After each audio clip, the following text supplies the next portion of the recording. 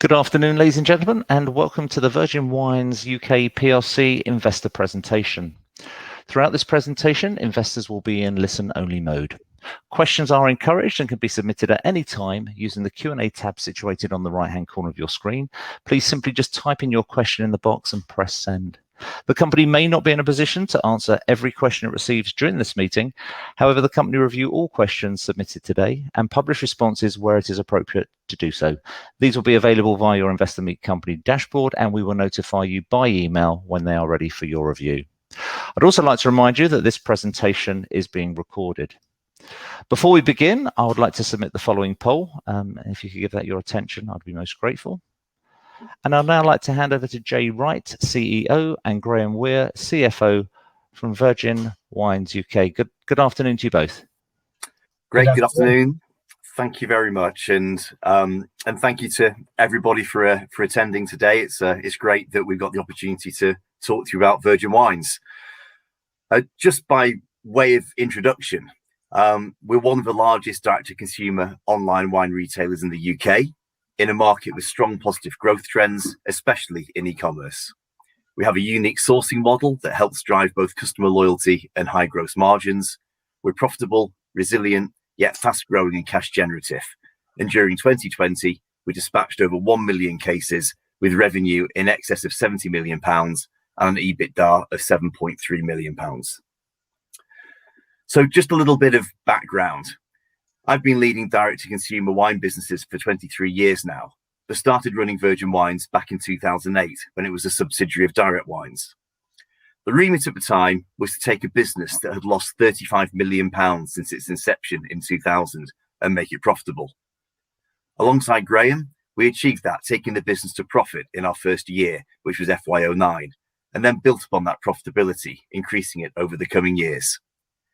Having delivered significant shareholder value over that period, we completed an MBO with the business in 2013, backed by two private equity firms, Mobius and Connection Capital. We've subsequently focused on building the business by driving growth in our subscription schemes to the point where now nearly 73% of our core revenue comes from customers in our two key subscription channels. Our time with Mobius and Connection has seen us focused on long-term sustainable profitability, whilst maximising retention and minimising the lapse rate through a transformation of our customer base, driven by the customer acquisition plan. This has given us the ideal platform to accelerate growth, which has been our key focus since FY19, and subsequently we've taken the business to the public markets. So just a bit of a brief overview around the business. We have a reputation in the market for supplying premium wine using a sourcing model that takes vast amounts of rich data and analysis from our customers that allows us to blend wines to their exact taste profiles and their specific stylistic preferences. This is underpinned by low customer acquisition costs and a subscription model that boasts 147,000 active members across a range of schemes and an annual reorder rate of 92% across our 120,000 wine bank customers, giving very predictable levels of future revenue. For our financial year starting July 2019, we delivered revenue of 56.5 million and an EBITDA of 4.4 million, whilst our H1 performance in this financial year, so for the 6 months from July 2020 to the end of December 21, we saw 54% growth year on year in revenue and 4.2 million of EBITDA. That's an additional 2.8 million on top of the same 6-month period the previous year. So just moving on to the markets, and we sit within a very large 2.4 billion addressable market and have the good fortune to being positively influenced by two key but significant market trends. The first of those is premiumization. We've seen a continued increase in the price consumers willing to pay for a bottle of wine as people drink a little less but want to drink better quality when they do. Wines priced over £6 a bottle have increased from 15% of the market in 2012 to 44% in 2020. That's an increase from 3.9 million consumers purchasing at that £6 plus level in 2012 to 12.3 million in 2020. With Virgin Wines being firmly placed in that £6 plus level, this is naturally moving millions of potential customers into our space.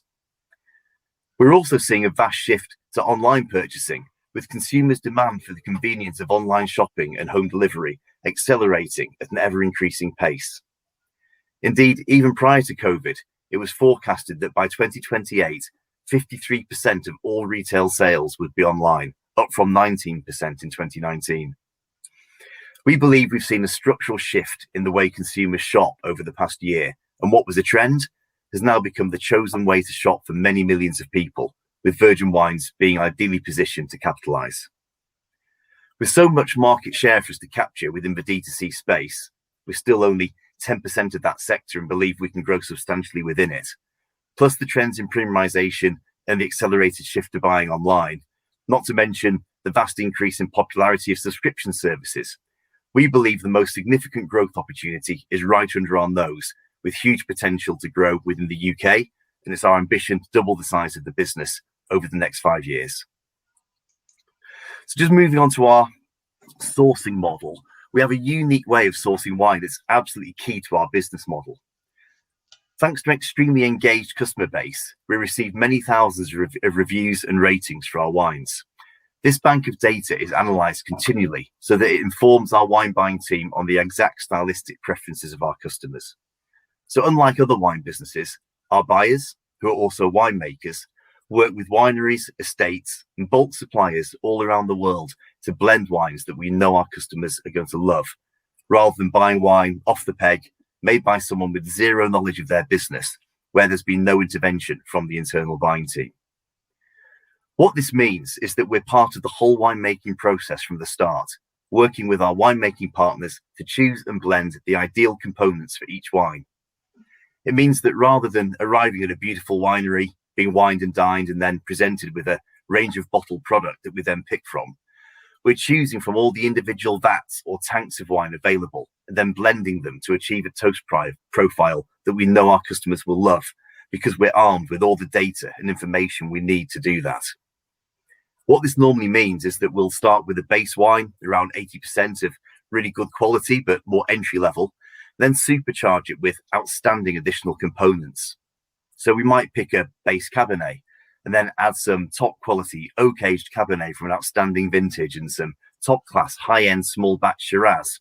And by expertly blending these high quality wines with the base product and pitching the residual sugar level just right, we can massively influence the taste profile while keeping costs really low. It basically means we can produce better tasting wines for less cost, which can therefore demand a higher price and therefore generate greater margins, yet still rate at fantastic levels.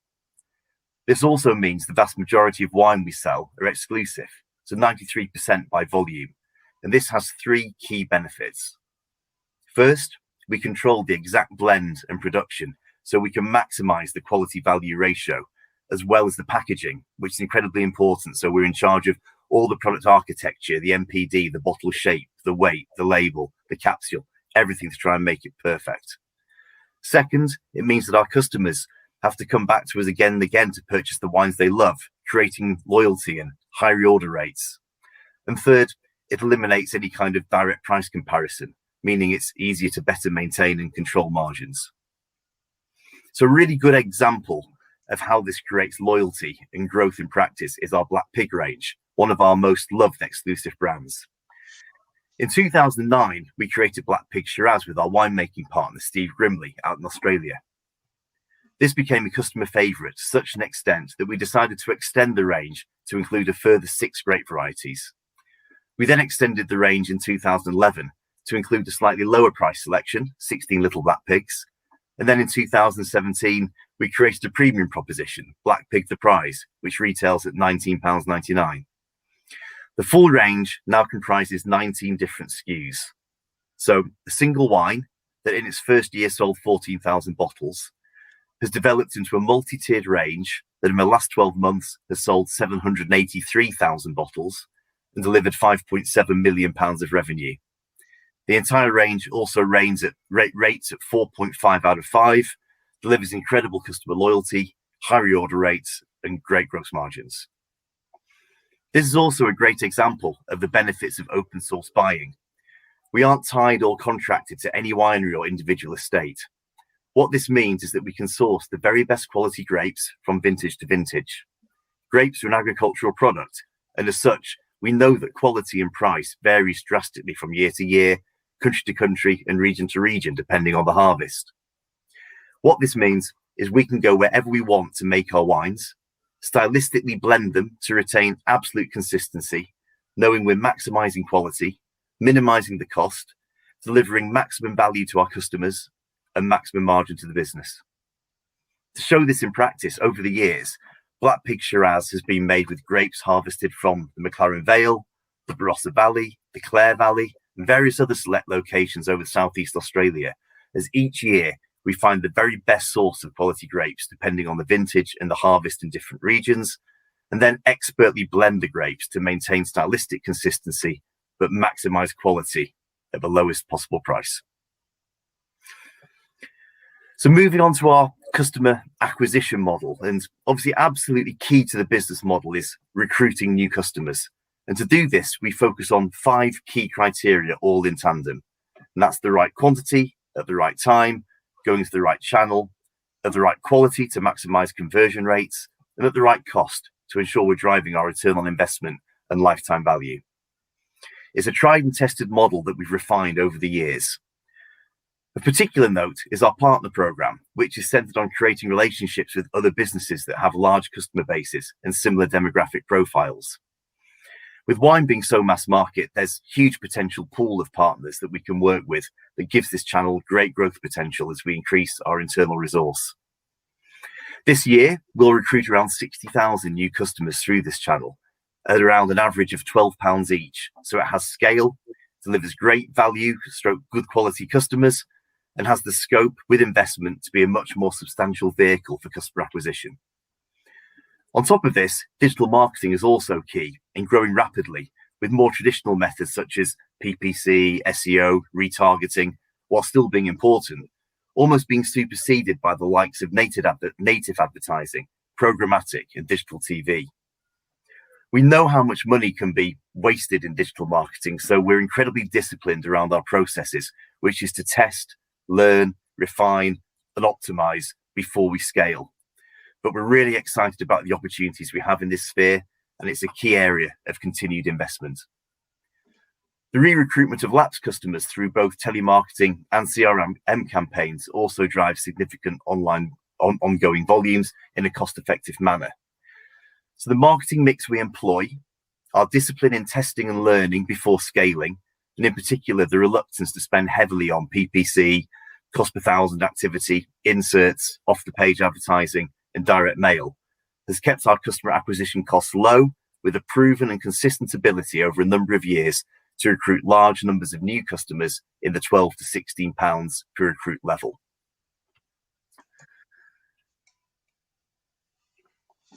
So there's no point in recruiting all these customers if we can't convert and retain them. And one of our key differentiating factors is that we recognize that everyone isn't the same and different people want different things from their wine supplier. That's why we don't think it's right to shoehorn everyone into a single scheme. And over the years, we've developed a variety of different ways that a whole range of different customers can engage with depending on what they want from their wine supplier. So the first of these is our Wine Bank scheme. We have 118,000 customers currently on Wine Bank, and they get spread the cost of buying wine by saving a chosen amount into their Wine Bank account each month. This defaults to £25, but it can be anything from £15 to £100 depending on people's buying habits.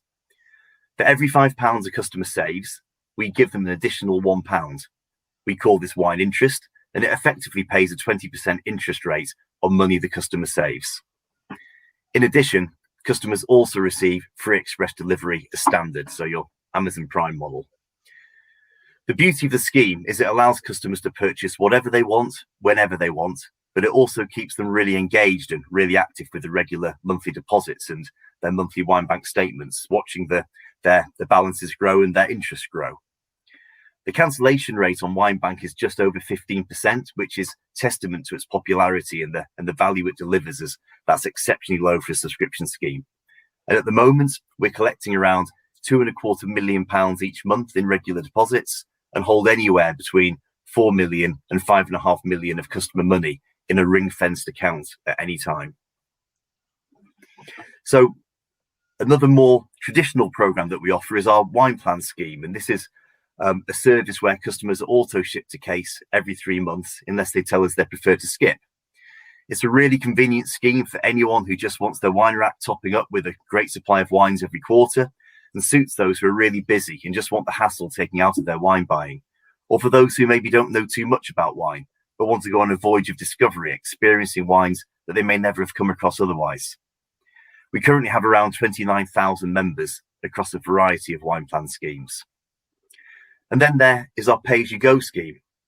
We know not everyone wants to be on a subscription service, so if customers just want to dip in and out when they please, that's also fine. It's a great way to introduce customers to the business, to build trust and engagement, and hopefully at some point upgrade them onto one of our subscription programs. But if people would prefer to just stay as a pay-as-you-go customer, that's absolutely fine. They still have full access to our entire range of wines, beers, and spirits. So moving on to the customer communication channels, and all these customers that sit in these 3 different pots in our wine plan, wine bank, or pay-as-you-go pots are all marketed to through a variety of different sales channels. The largest is email, with well over £20 million of sales per annum through that channel. And sitting alongside this is our website, where customers can come and shop whenever they want. The key about both these channels is that they're highly personalized and targeted. Our website alone has 28 different versions that customers will see depending on their overall spend, their tastes, the bottle price they buy at, what style of wines they prefer, as well as everyone having an individually tailored carousel of wines uniquely delivered based on people's preferences. There's also a continual focus on conversion rate optimization, A/B testing, UX, and the optimization of every customer journey. We also have a team of 40 wine advisors who personally look after around 40,000 customers between them and give them a truly bespoke personal service for the entirety of their relationship with Virgin Wines. This is a highly valued service by our members, and it increases loyalty, minimizes churn, and maximizes revenue per customer per annum. The job of the wine advisor is to look after every need of their customers on a one-to-one basis by being their personal sommelier, and to advise on every aspect of that customer's wine requirements, whether that be ordering, different information they might require, or something service focused. We also use text messaging tactically to supercharge individual campaigns. And in normal circumstances, we have a comprehensive program of events and tastings all around the UK, which sadly we can't do at the moment, but we're really looking forward to getting back out and seeing our customers again as soon as we can. So 2 new channels that we started in 2015 are our corporate sales and gift channels, and both have grown to be substantial contributors to revenue and net contribution over the past few years. The corporate market is extremely buoyant for us, with a high demand from other businesses to find ways to capture new customers, to incentivize their existing customers, or to reward their staff. And wine, champagne, spirits, and hampers are a great way to do that. Sales for the first 6 months of this financial year total 3.3 million, equal to our full FY19 revenue and not far behind last year's total annual sales. The online gift market is also in a period of significant growth, and whether it be birthdays, anniversaries, congratulation gifts, or Father's Day, we have a wonderfully curated and beautifully packaged range. Again, it fits perfectly into our core competencies around product sourcing, MPD, fulfillment, and delivery. Revenue for the first 6 months of this financial year was 3.9 million, already nearly 1 million up on FY20's full 12-month total. We're also the first business to go to market with a wine advent calendar 5 years ago, and this has now grown into being a 1 million plus campaign in its own right each year, and now includes 3 different wine calendars alongside gin and beer versions. We've also recently started to sell a range of beers and spirits, following huge growth of the craft sectors of both product categories in the UK. Following extensive research, it became apparent there was demand for both spirits and beers across our existing customer base. And given we already have the infrastructure in place to be able to manage these categories with minimal additional resource, it seemed like an obvious way to increase customers' total wallet spend with us and drive average revenue per customer up from existing levels. Having dipped our toe in the water in FY20 to gauge demand, we've begun to invest more heavily in its growth, and sales for the first 6 months of this financial year were over 300% up, and more than the whole of the previous financial year, giving us great confidence to continue to push these new product categories. It's also our intention to replicate our exclusive product sourcing model into these two product areas as well, for all the same reasons as already explained, around that quality value ratio, repeat custom, and the ability to avoid price comparison and therefore undermine margins. And we launched 11 exclusive beers and 15 exclusive spirits in the run up to Christmas. So I'd just like to hand over to Graham now, who'll talk to you a bit about the operational side of our business and some of our financials. Thanks, Jay. Jay's talked about our wine sourcing model that allows us to deliver consistently good gross margins and also our low cost of customer acquisition. The third pillar in delivering our profitability is excellent customer service and low fulfillment costs. The current fulfillment costs for the business are around £8 per case. This includes our warehouse pick and pack cost, our delivery cost to the customer, our customer services department, packaging and card fees, and we try to keep this cost completely variable based on volumes. We back this up with great service levels. 99% of all orders received by 4 p.m. are dispatched the same day for delivery to the customer. And this is complemented by very low breakage rates and picking errors within our warehouse operation. We operate with an in-house customer services team. We believe calls should be answered by a person and not by a machine, and great customer service is part of our company DNA, and we believe crucial for long-term customer retention. The heavy lifting on operational capabilities has been executed over the last few years. We now have a fully scalable operation to enable us to deliver the future growth plans of the business. The business was migrated to a new IT platform in late 2016 with high built-in resilience, and we've had virtually no unplanned downtime since that migration. We have since added Salesforce to give us a single view of all our customer contacts. During the first lockdown, just 12 months ago now, we were able to relocate 140 of our office-based staff to home working within a 48-hour period with no loss of capability, and our warehouse operations have remained open throughout. At the same time, a number of our competitors were either closing or restricting the services they were offering their clients.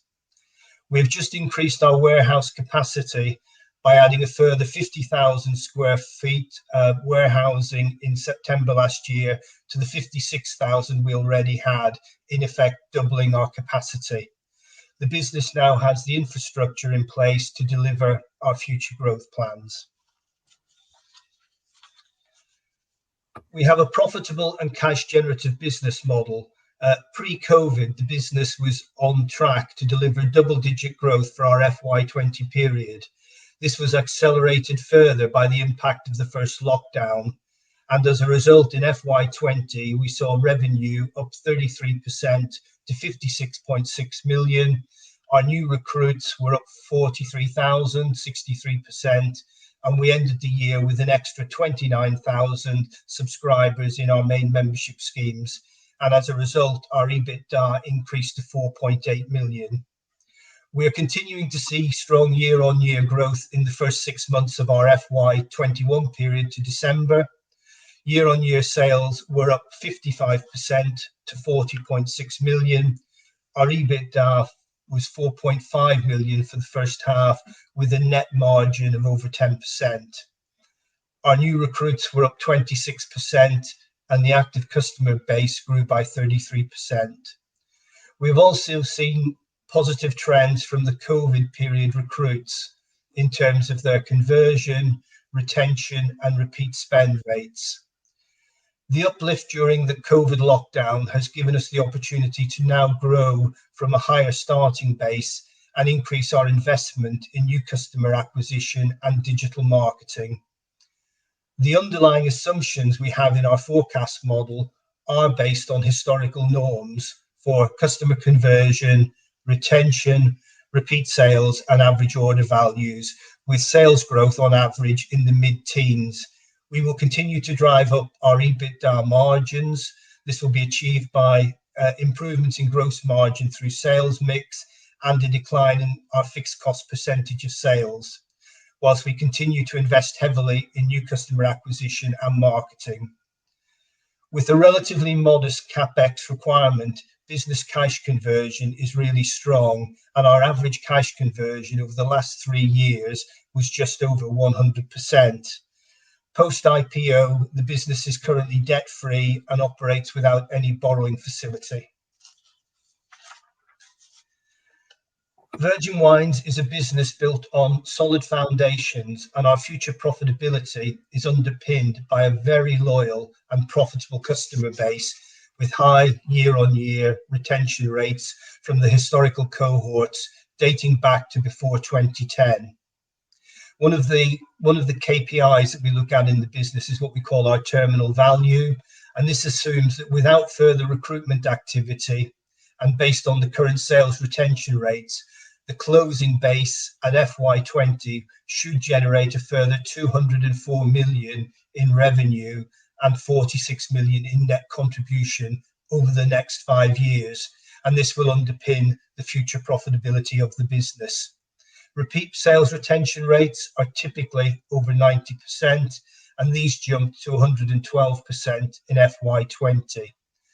Our forecast 5-year payback for recruits in FY18 and FY19 are 3.7 times and 4.5 times the initial investment cost. And our long-term average payback on cohorts is 4 times after 5 years, increasing to 5.8 times over 10 years. We're continuing to see positive trends across the business. The impact of COVID has accelerated these trends that were already apparent within the business. And we have seen great trends across the whole of 2020, both in terms of revenue and customer base growth. The active customer base increasing by 41,000 from January to December 2020. We are closely monitoring these new customers who joined in 2020, and in particular those that we recruited between March and June during the first lockdown. And just to give you an example of this, of 23,000 wine bank customers that we recruited between March and June, 58.8% of them have now converted. And this is higher than the normal 5-year average of 54%. We're seeing similar trends from our pay-as-you-go customers who have got a conversion rate of 51% compared to a normal 5-year conversion rate of 36%. We're also seeing positive trends in the number of repeat orders, average gross profit, and average order values from our new customers and from existing customers. Great, thanks, Graham. So just really in summary, we have positive market trends behind us with premiumization, the growth in online, and the rise in popularity of subscription schemes all working in our favour. It's our ambition to double the size of the business within the next 5 years, whilst driving EBITDA margin to 10% of revenue, and this means delivering mid-teens annual growth rate. To achieve this growth plan, we haven't materially changed any of the assumptions or key levers in the business. We understand the impact that COVID's had on our business, so we're basing our conversion rates, our lapse rates, our sales retention rates, and our customer retention rates on pre-COVID historical performance and what we already know we can achieve. We believe this is a very prudent approach. The key driver of future growth is the planned increase in the customer base. We had a period of cautious investment in customer acquisition between FY17 and FY19 as we went through a customer base transformation, but accelerated that at the start of FY20 with immediate and positive results. This has led to us planning a more aggressive customer acquisition plan, which is focused on building further on the channels where we already have proven success and gain the majority of our recruits through, such as our partnership channel and digital marketing. We know there's significant headroom through increasing resource in our partnerships team, and we plan to deliver 50% more recruits through that channel by FY23, with little to no impact on the average cost per acquisition. There are thousands of partners we can work with that we're yet to engage with, so we're increasing our internal resource in that area to ensure we have the capacity to capture that opportunity. We've also planned to invest more heavily in our digital marketing to take advantage of the many opportunities in that sector, which we believe we're only scratching the surface of right now. And we've increased our planned average customer acquisition costs over the next 3 years, knowing that as we recruit more customers, the incremental costs will likely go up, with 1.5 million budget allocated to recruit 100,000 customers this year, then moving to 2.5 million to acquire 150,000 customers by FY23. So that moves the average cost per acquisition from £15 to £16.50. On top of that, we'll continue to expand our craft beer and spirit offering to increase average revenue per annum from our existing members, whilst also attracting new customers. We will also continue to build our corporate channel and our gift business, where we believe there's substantial headroom for future growth.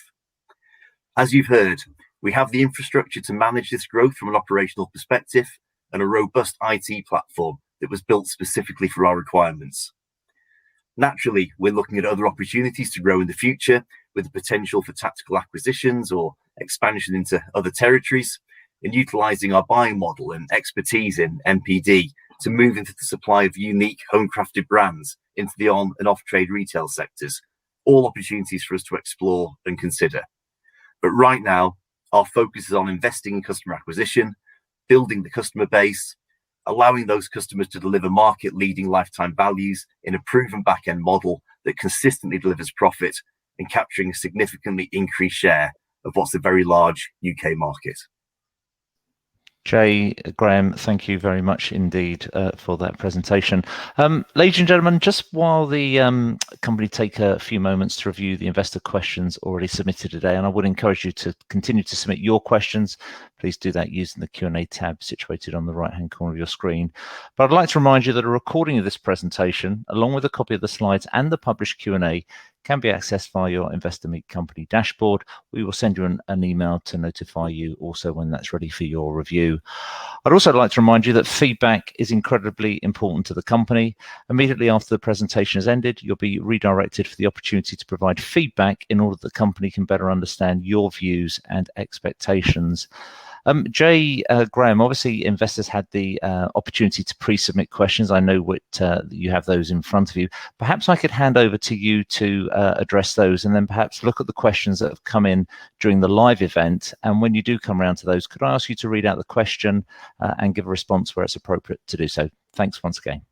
Yeah, no problem. So we've had a few questions come through to us in advance of the presentation. So thank you to those of you who've sent questions through. So we'll try and answer through a few of those now. I know there's quite a lot of questions that have come in during the presentation as well. So we'll aim to get through as many of those as we can over the course of the next 25 minutes. The first question that we had was what is the growth opportunity for Virgin Wines post-lockdown, and are there going to be what are the similar trend? Will there be similar trends for online shopping to continue to grow with the same momentum post-lockdown? So taking that in two stages, as mentioned, our key focus is on investing more heavily in what we already do. So our focus is on the UK market and investing more aggressively in marketing, customer acquisition. We can do that more aggressively due to the increased levels of profits that we're making. We're a self-funded business, so we invest all of our profits back into growth. And now that we're debt-free post-IPO, that means we can invest much more heavily than ever before in growing the business.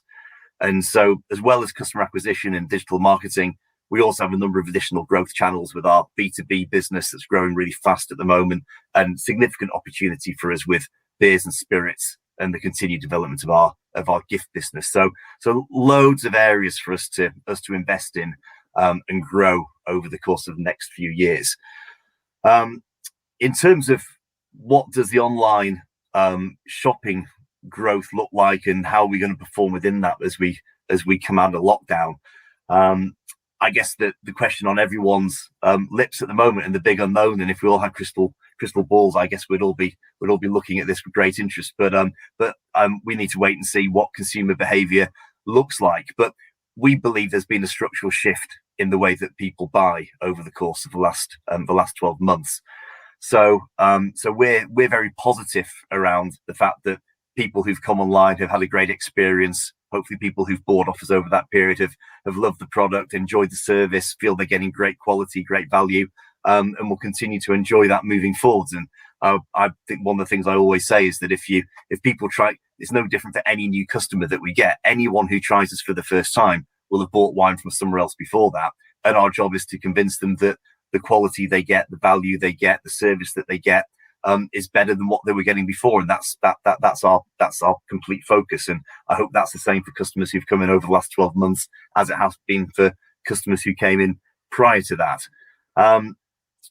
But as restaurants and bars, pubs open, I know we're all, myself included, looking forward to getting back and having a pint at the pub again, and a glass of wine. But only 15% of wine is consumed in the on-trade.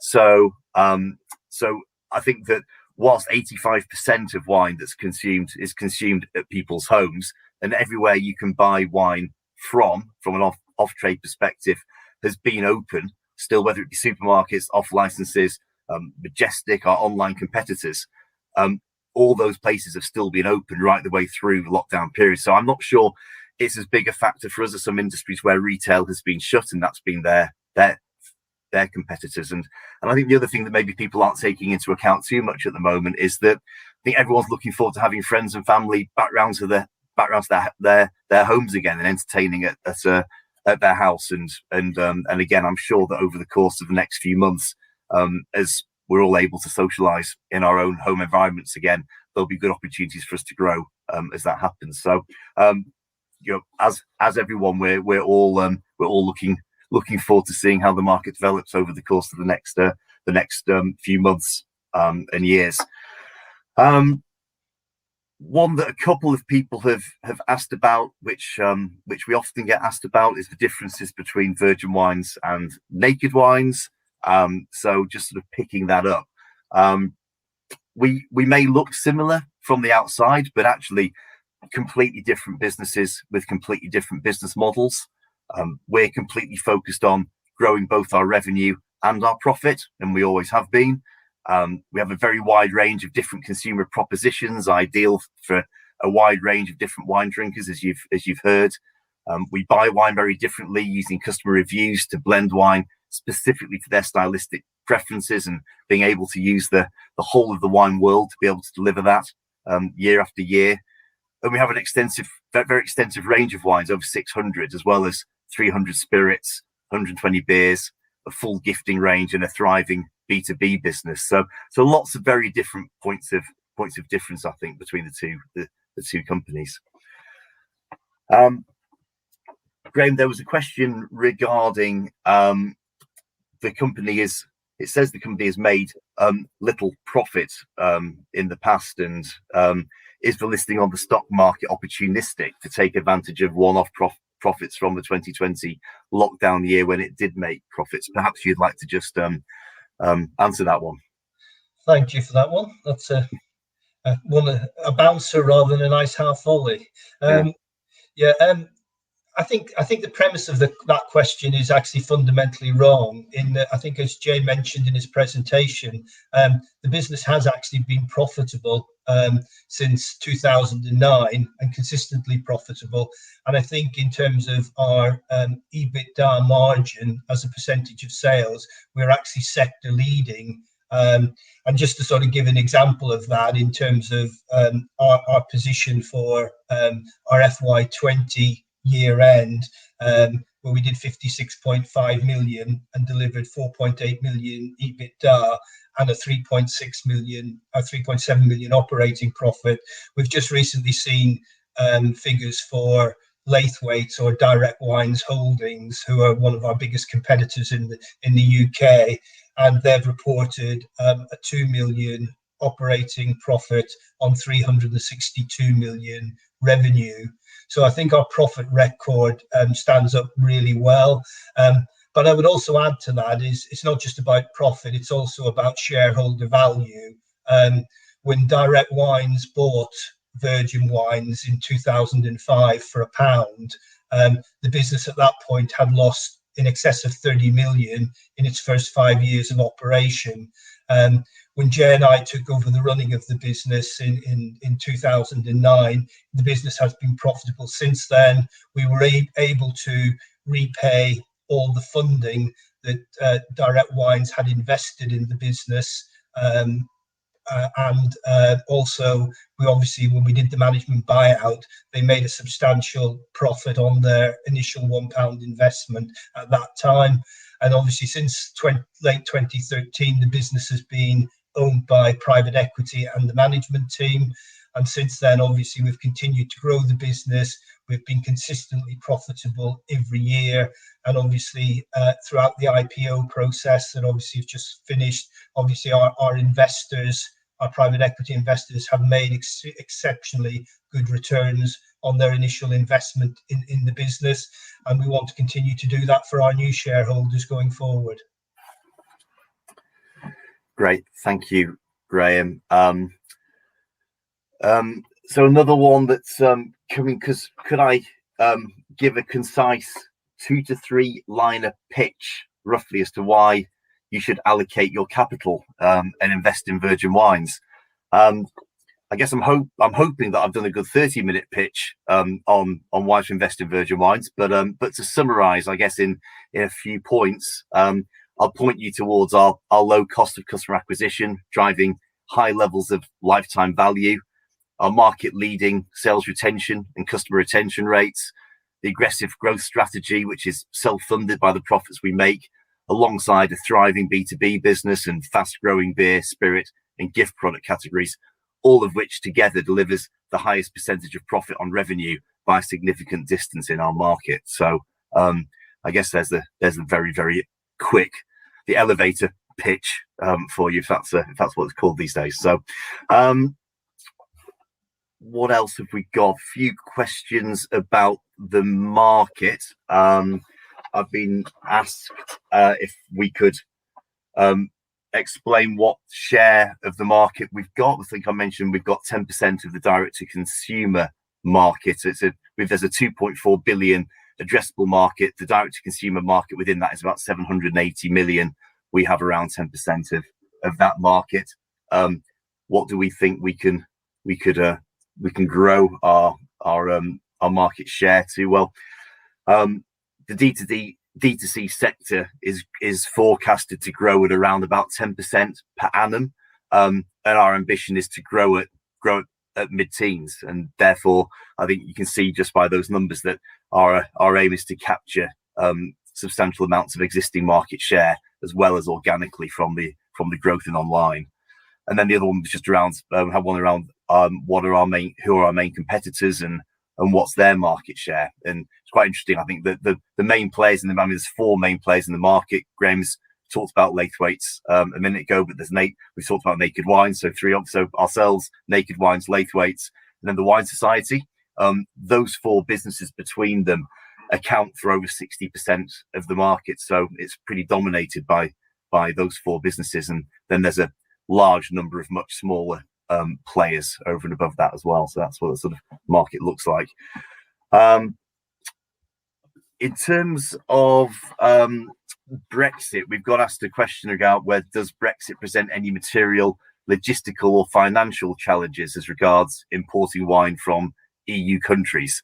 Again, Graham, you're the Brexit expert on this, so maybe you'd like to pick that one up. Yes, we've had the opportunity of doing lots of Brexit planning over the last sort of 4 years. I think we very much see Brexit as business as usual. Our business is slightly New World centric anyway, roughly sort of 60-40% in favour of New World wines. And obviously what we're being asked to do now for bringing wines in from Europe is effectively what we've been doing all along in terms of bringing wines in from the rest of the world. So we're very familiar with the paperwork.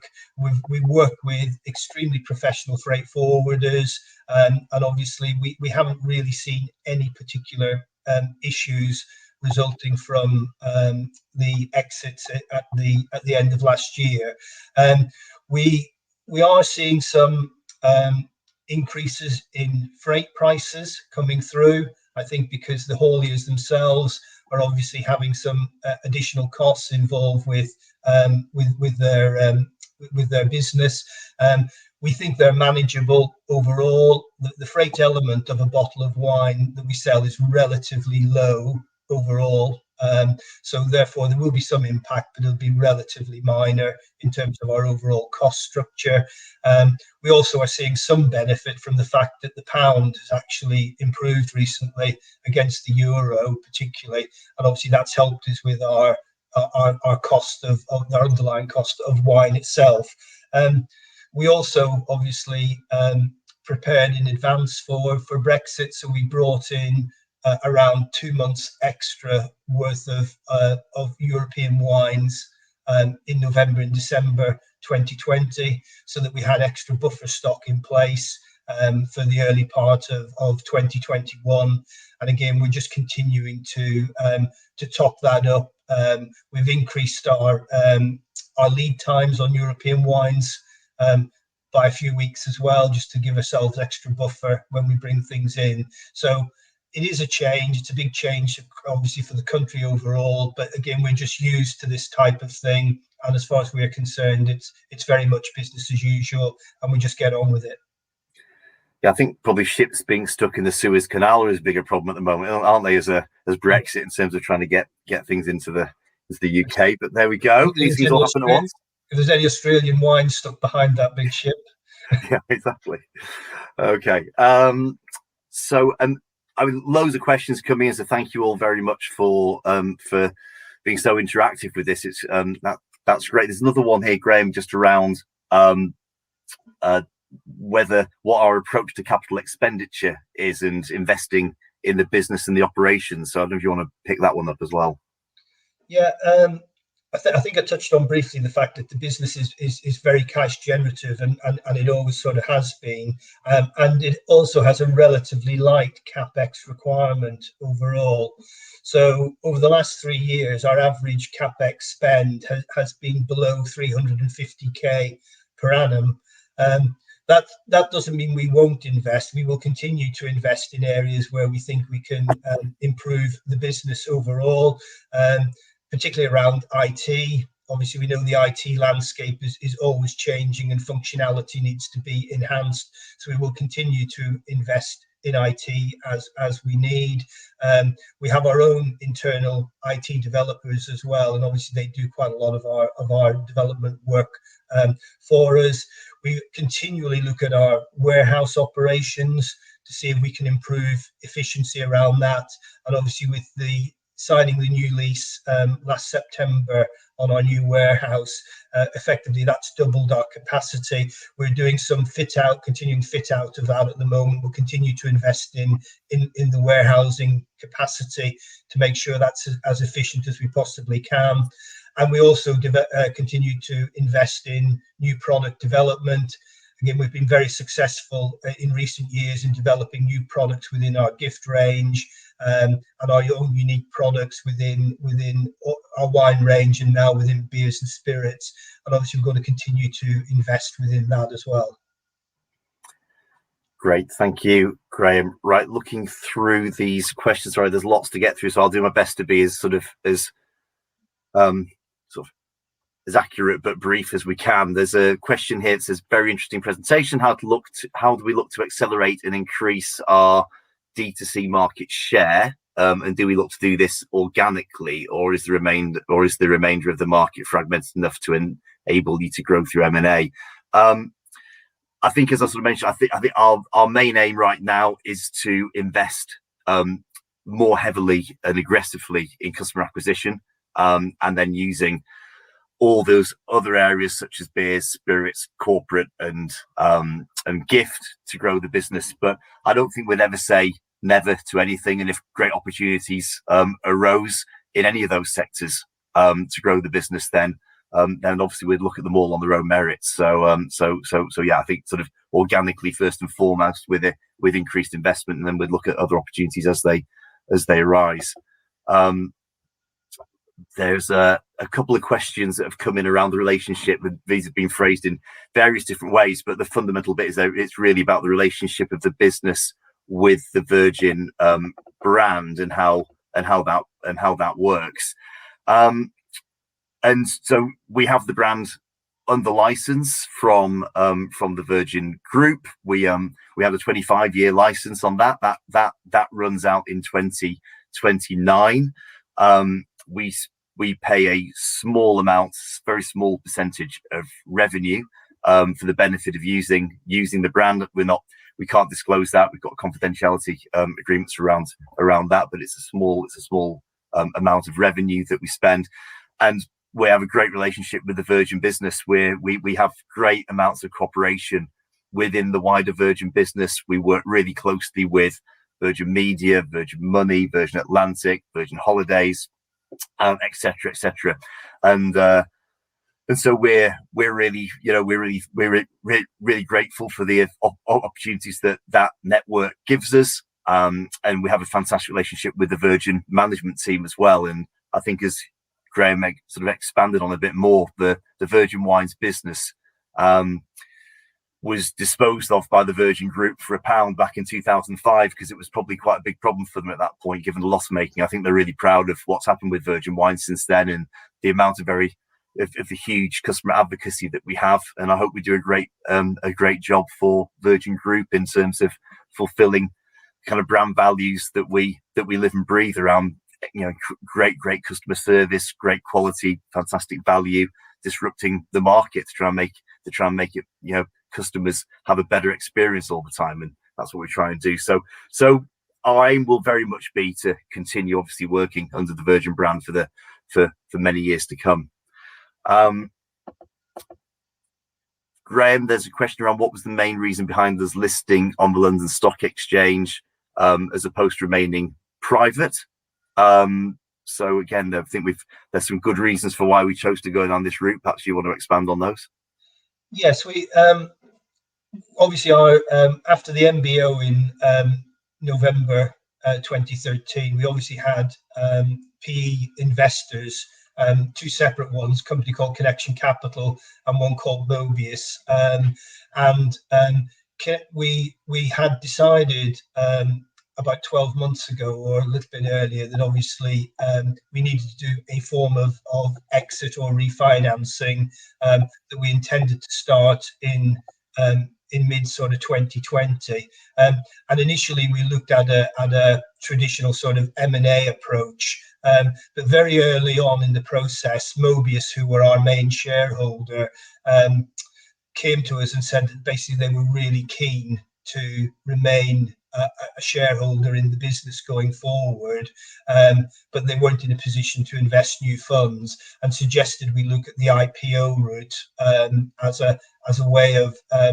exiting Connection Capital, and obviously creating a new way for the business to be financed going forward. So as soon as Jay and I sort of looked at the option around that and discussed it with advisors, initially we thought it was a fantastic opportunity for the business overall to be debt-free going forward. I think we were concerned that if we'd gone down a secondary PE route, the business would have been extremely highly geared, which may have restricted what we were able to do going forward. So we like the idea of having a business that was completely debt-free. We like the idea of broadening the shareholder base of the business as well, particularly because we've got a lot of really exceptional staff, and we were really keen to have the opportunity to extend shareholding within our own staff. But also we know we had a lot of customers within the business who also would have been keen to invest in the business going forward. So it just was as soon as we'd learnt about it, we just thought it was a fantastic opportunity. And we thought, based on the size of the business, that AIM was the right market for us at this point, based on the size and the current profitability levels of the business. Brilliant, thank you, Graham. Quick one on the no low alcohol category, growing rapidly. Is this something we'll be addressing? Very much so. It's something we've already addressed. We have got, albeit not a huge, but a reasonable low no range, and actually, particularly with our movement into beer and spirits, it actually makes us being able to offer really good no low alcohol products in those two categories a bit easier, because no low alcohol gin in particular and beers are fantastic, and there's some brilliant tasting wonderful products in that particular category. It is still more difficult to get fantastic wine to taste like wine at that low level. It's not at the 8-9 so lower alcohol level, 8 and 9%, which is where we're really focusing on with the wines. It's very possible to make great wine at that level. It's more difficult at the low range, but we are working really hard with a whole range of people to be able to do more of that, and we see it very much as a growth area as well. So yeah, thank you for that question. Clarifying remarks on my expectation for customer recruitment this year. You said I think you said you hope to recruit 60,000 FY21, but that feels a bit low. You're right. 60,000 through our partnership team in FY21. The overall aim is for 100,000 customers this year, and obviously, if we can beat that number, we'll be working hard to do it. But 100,000 is our aim for this year, with 60,000 coming from the partnership team. So just to clarify that. Graham, maybe one just to talk about around our dividend policy and what we might hope to do in the medium term on that. Yeah, I think just to clarify, our sort of short-term objective at the moment is to invest in future growth. So we have no plans to actually create an immediate dividend policy. But I think I've already said, obviously, the business is extremely cash generative, and obviously as we go forward and we grow in scale and we increase our profitability, then obviously it's something that we will be reviewing with our advisors, and we will come forward with a policy in due course. But I think certainly for the immediate future, we want to really focus on finding areas where we can reinvest to grow the business quickly and increase our overall profitability. Thanks, Graham. There's one here regarding, have we considered more active use of influencer or celebrity partnership marketing to B2C client base as part of our digital marketing platform? Yeah, we've used influencer marketing for both our Discovery Club scheme and for our Advent Calendar campaign really successfully over the course of the last 12 months. I think we've got to be really careful who we want to use as influencers for that. I think there's a lot of people out there who everyone's trying to be an influencer these days, or a celebrity partner of some sort. So I think we want to be really careful about who we tie up with. But we've actually got a great initiative on the go with which has been recently in the press with Phil Tufnell, which we're doing some work with. Tough as Tipples, which will be something which we're looking forward to sort of building on over this next year. But yeah, it's an area which for sure we'll continue to explore. Mark, I'm not sure time-wise how we're doing. It's 12:59. What am I allowed to do? So you may take us as whatever time. I'm obviously mindful that perhaps you might have other meetings today, and investors might have other meetings. But feel free to take as much time as you need to. Okay, so should I try and? I know we can answer some of these questions. Yeah, at the event. So if I try and do another 5 minutes, is that okay? And then we can absolutely, and we'll present back to you any questions that you didn't get round to. So no problem. Okay, that's great. Right, what else have I got here? There's one around what we would see the size conservatively in terms of millions, I'm assuming, of revenue with our craft beer sales. Do we think we can achieve them? I guess there's a bit of a how long is a piece of string around this one. I think we see both the spirit and the beer markets of being extremely substantial. I mean, the gin market in the UK alone is now over £1 billion. So I don't think it would be it would be unwise of us to not set our sights quite highly around this. What I would say is I don't really want to put a number on it, because I think it's difficult to put numbers on things when you're only in the very sort of embryonic stages of launching something. But what I would say is we're very ambitious in terms of our plans around it, and that we will be investing quite heavily in the expansion of both of those two product areas moving forwards. And that we see an awful lot of growth opportunity there. What we don't want is to do anything and them just be an ancillary to what we do. If we're going into something, we want to do it brilliantly. We want to be the best at what we do, and we'll absolutely be taking that approach to the craft beer and to the spirit markets. And yeah, I'd like Virgin Wines to end up being a complete composite one-stop shop for everyone's drinks requirements and everyone's drink needs, and that includes the low-no market as well, as referenced before. So, you know, wine, beers, spirits, gifts, B2B, low-no, the whole lot, and that's very much our aim. I hope that answers the question without giving you a number. What else have we got on here? There's one that says, do you believe less aggressive customer acquisition strategy in FY17 to 19 enhanced payback in that period? And what tends to be the impact on payback when you acquire customers more aggressively? I mean, the reason for that was because we were actually just going through a transformation period of the less aggressive strategy was around, we were moving our customer base from being more sort of wine plan focused into being one much more focused on our wine bank scheme. Lots of customer insight went into driving that, and our wine bank scheme's been incredibly popular. I think I mentioned the cancellation rate of only being 15% on wine bank, which is extraordinary. So I think people love being on it, and so on the back of that, we started to transform the business into being a much more heavily wine bank focused business than wine plan. That was really why we went through the less aggressive customer acquisition strategy at that point. And then when you've proved obviously that concept and proved it's working really well, you could put the accelerator down and really drive for growth again. So that was the reason behind that.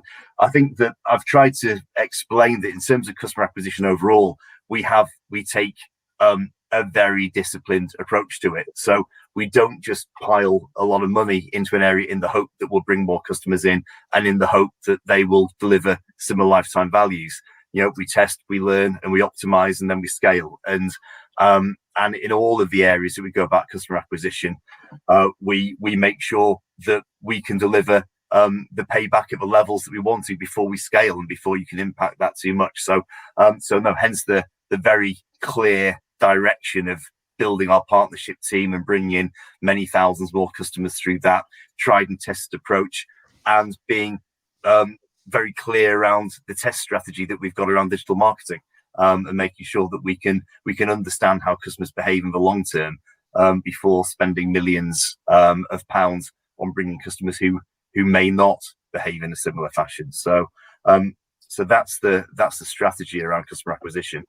Jay, maybe I could just jump in. Obviously, you've had a very intensive session with Q&A. I mean, you've had quite a lot of questions come in, and of course, thank you to everybody that has submitted those questions. What I would propose, Jay, because I know investor feedback's important, and perhaps what we should do is if I could ask you for a few closing remarks. When the session's finished, I'll send you all the Q&A for you to review anyway, so you guys can address any questions from investors where it's appropriate. As I say, so if I could just hand back to you for a few closing remarks, I'll then direct investors to provide you feedback, and then we'll terminate the session.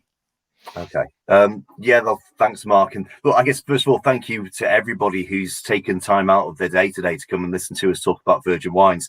I think the thing that we haven't really talked much about at all, because is the people in the business and the team and what we do, and the reason that we do what we do. And we're very culture focused in the business. We actually love what we do. I do this because I absolutely love it. I get up every day and look forward to working and look forward to being part of the team and look forward to hopefully giving our customers great service. And we have something called our brand DNA, and it sort of details all of the different things that are vital to our business around the culture, our values, our behaviors. But right at the center of that is our purpose, and our purpose is to make people's life more enjoyable. And that's what we get up every day, and that's why we go about doing what we do. And we don't do what we do to send emails or to have meetings or even to sell wine or beers or spirits. We do it to make people's life more enjoyable. And we hope that when that big red box turns up on people's doorsteps, it's part of the really good part of their day that they'll look forward to. And I hope that when people consume the wines and the beers and the spirits that they buy from us,